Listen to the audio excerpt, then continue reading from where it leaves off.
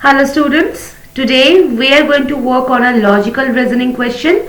This type of question is very important for the examinations like TMUA because it tests your ability to analyze a mathematical argument step by step, not just solve a problem.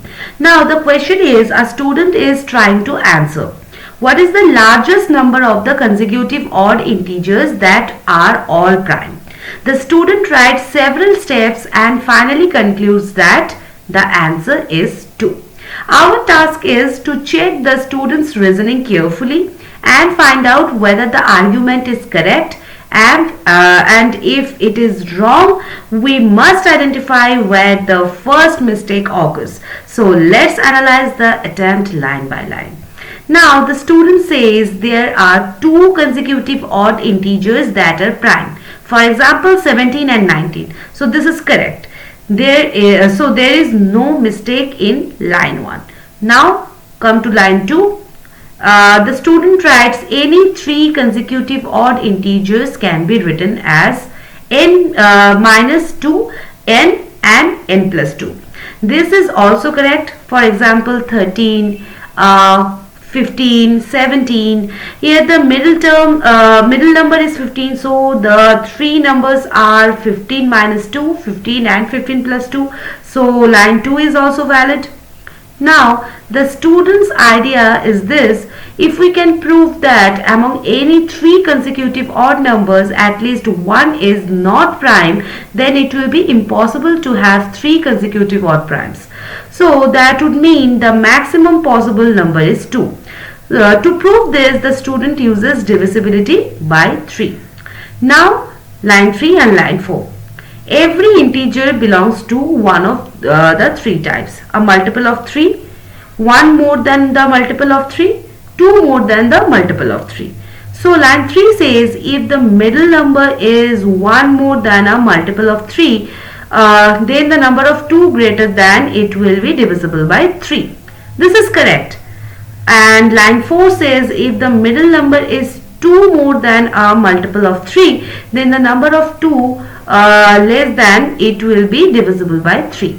This is also correct. So far the logic is good. Now let's get back to line 5. Line 5 says the only remaining possibility is that the middle number itself is a multiple of 3. Now this completes all the three cases. This is correct up to the point and there is no error. Now line 6. Now the student writes in each case one of the numbers is a multiple of 3, so it is not prime. This is where we must think carefully.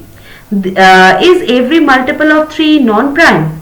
No, because 3 itself is prime. The student has assumed if a number is divisible by 3, then it cannot be prime. But this is not true when the number is 3. This is the first mistake in the argument. So let's test with actual numbers like 3, 5, 7. So these are three consecutive odd numbers and all the three are prime. Here 3 is the multiple of 3, but it is still prime. So student's reasoning fails at line 6. So since line 6 is incorrect, the final conclusion that the maximum number is 2 is also incorrect. The first error occurs at line 6. So the correct option is option G. Okay. So important lesson for examination I will give you. Okay.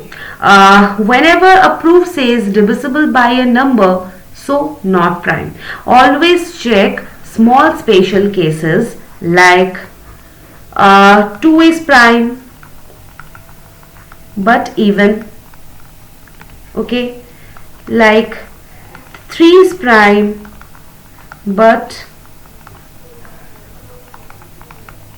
divisible by 3.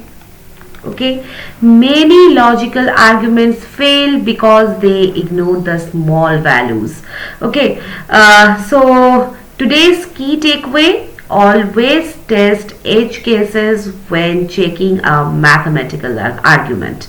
Okay, so I hope this is completely clear to you. If you have any kind of doubts, you can ask me whenever you want.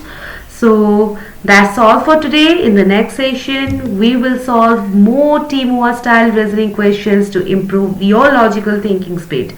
So keep practicing. See you in the next video. Till then, bye bye and take care.